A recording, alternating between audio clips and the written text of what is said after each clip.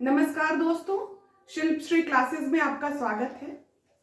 हंसते हुए हर राह को आसा बनाएंगे, हम खुद चलेंगे और तुम्हें चलना सिखाएंगे। आइए इन्हीं विचारों के साथ आज की कक्षा प्रारंभ करते हैं। आज का हमारा टॉपिक है वाच्य।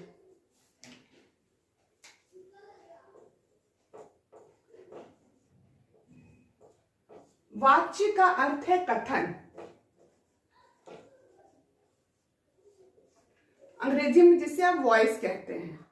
अंग्रेजी में 2 प्रकार के वॉइस आपने पढ़े होंगे, एक्टिव वॉइस और पैसिव वॉइस। हिंदी में वाच्य 3 प्रकार का होता है, कर्तृवाच्य, कर्मवाच्य एवं भाववाच्य। इसके बारे में आपने सुना होगा। ठीक है, बिल्कुल नया शब्द नहीं है आपके लिए। अब ये है क्या, इसको हम डिटेल में जानेंगे। परिभाषा यदि देख लिया जाए तो आप कह सकते हैं वाच्य क्रिया के ऐसे रूप हैं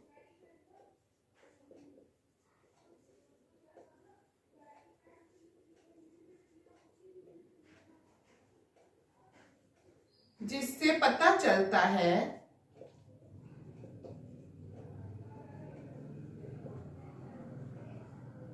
कि वाक्य में क्रिया की प्रधानता है या कर्म की प्रधानता है या भाव की प्रधानता है।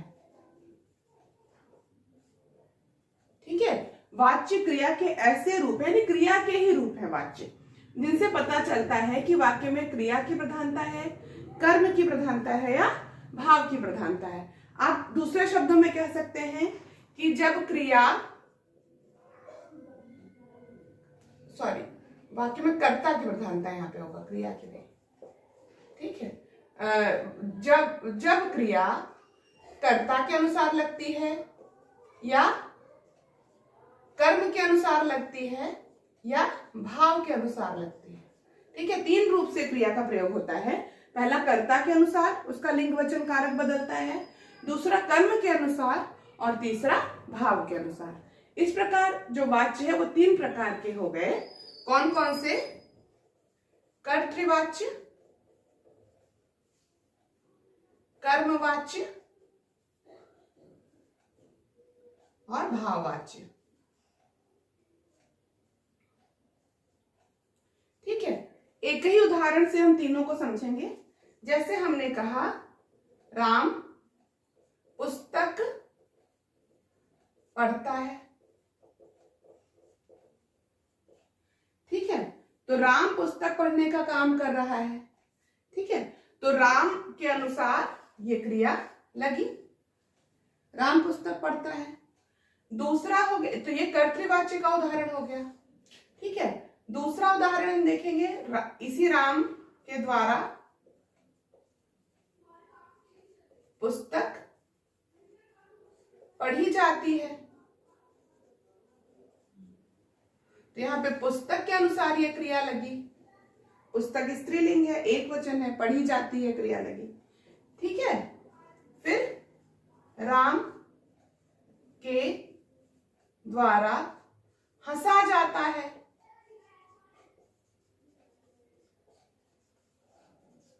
तो हंसना भाव है, इसके अनुसार यह क्रिया लगी, तो ये भाववाच्य का उदाहरण हो गया। इस प्रकार आपने देखा कि वाच्य वह है जहां पर क्रिया किसके अनुसार लगती है, ये तय होता है। अब हम एक एक डिटेल में सबके बारे में समझेंगे। ठीक है,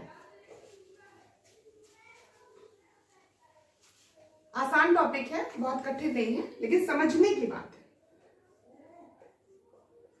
कर्तृवाच्य, इसको आप कह सकते हैं, इसकी परिभाषा आप दे सकते हैं, यदि क्रिया का लिंग और वचन कर्ता के अनुसार बदलता है, कर्ता के अनुसार बदलता है, तो वहां कर्तृवाच्य होता है। ठीक है, अभी आपने इसका उदाहरण देखा, जैसे कविता बैडमिंटन खेलती है।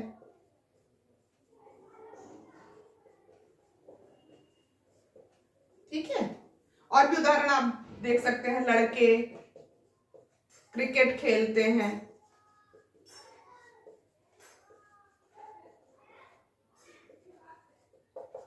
ठीक है, तो यहाँ पे कविता के अनुसार ये क्रिया लगी, स्त्रीलिंग एकवचन, ये लड़के पुल्लिंग बहुवचन के अनुसार ये क्रिया लगी।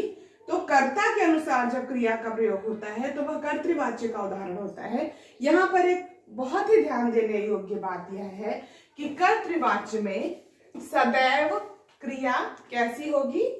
सकर्मक एवं अकर्मक दोनों हो सकते हैं, ये ध्यान दीजिएगा। ठीक है ना, सकर्मक क्योंकि कर्ता है, कर्ता कर रहा है तो कर्ता हंस भी सकता है, कर्ता पुस्तक पढ़ भी सकता है, कर्ता बनारस जा भी सकता है। तो कर्ता कर्म के अनुसार भी क्रिया कर सकता है और बिना कर्म के भी क्रिया कर सकता है। ठीक है, तो कर्तृवाच्य में जो क्रिया होगी वो सकर्मक भी हो सकती है और अकर्मक भी हो सकती है। जहां पर क्रिया कर्ता के अनुसार बदलती है, उसके लिंग और वचन कर्ता के अनुसार बदलते हैं, वह वाक्य में कर्तृवाच्य का प्रयोग किया जाता है, ऐसा समझा जाता है। ठीक है, अब अगला आप देखिए जिसको कहते हैं कर्मवाच्य।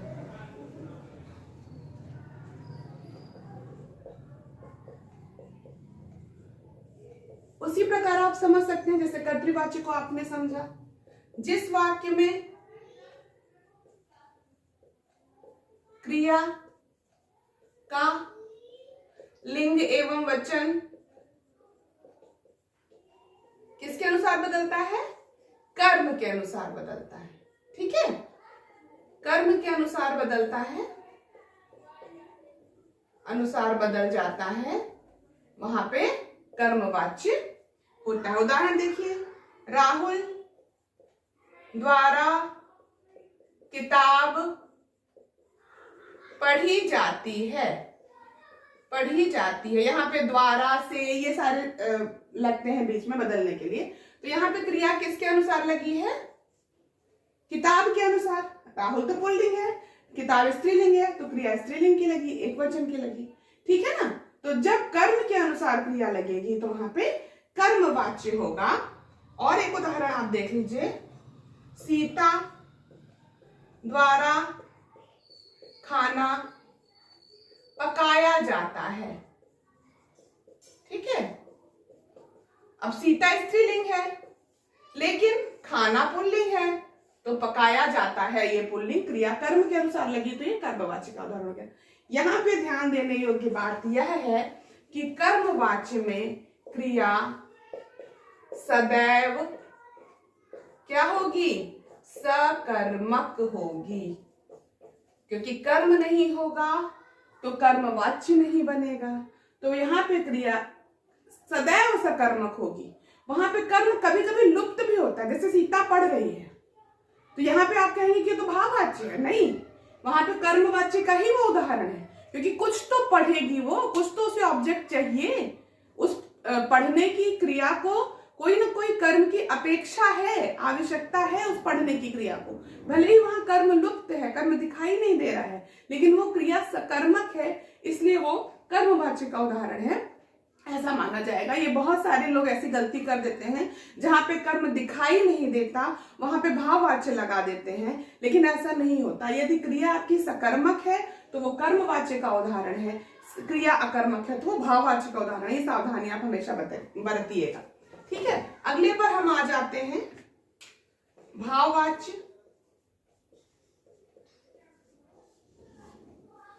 वही परिभाषा जहां या जिस वाक्य में, जहां या जिस वाक्य में क्रिया का लिंग एवं वचन भाव के अनुसार बदलता है, भाव के अनुसार बदलता है, वहां पे भाववाच्य माना जाता है। ठीक है, यहां पर कुछ नियम देखना होगा कि यहाँ क्रिया सदैव एक वचन में होगी, सदैव एक वचन में होगी, सदैव पुल्लिंग, क्रिया सदैव पुल्लिंग में होगी, सदैव पुल्लिंग में होगी, और सबसे इंपॉर्टेंट बात है कि क्रिया सदैव अकर्मक होगी। ठीक है, भाववाच्य में जो क्रिया है वो अकर्मक होती है, वहां पे कर्म नहीं होता। जैसे ही क्रिया सकर्मक होगी वो कर्मवाच्य का उदाहरण माना जाएगा। आप उदाहरण से ज्यादा स्पष्ट समझ सकते हैं, जैसे दादा जी से चला नहीं जाता। तो चलना क्रिया कैसी है? अकर्मक है, एक वचन में है, पुल्लिंग है। ठीक है, मुझसे दौड़ा जाता है, दौड़ा जाता है, अकर्मक क्रिया, पुल्लिंग एक वचन। ठीक है, तुमसे हंसा जाता है,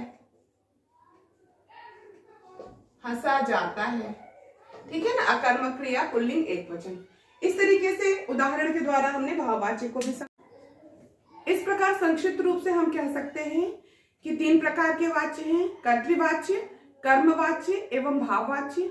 जब क्रिया कर्ता के अनुसार लगती है एवं क्रिया सकर्मक एवं अकर्मक दोनों प्रकार की होती है, तब वहां कर्तृवाच्य होता है। दोनों प्रकार में से कोई भी हो सकती है। ठीक है, और जब क्रिया कर्म के अनुसार लगती है और सदैव सकर्मक क्रिया का प्रयोग होता है तो वहां कर्मवाच्य होता है। और जब क्रिया भाव के अनुसार लगती है और सदैव अकर्मक क्रिया का प्रयोग होता है तो वहां पे भाववाच्य होता है। ये कॉन्सेप्ट क्लियर रहेगा तो आपको वाच्य में कभी भी कोई परेशानी नहीं होगी। आज की कक्षा यहीं पर पूर्ण करते हैं। बहुत बहुत धन्यवाद। आपका दिन शुभ हो।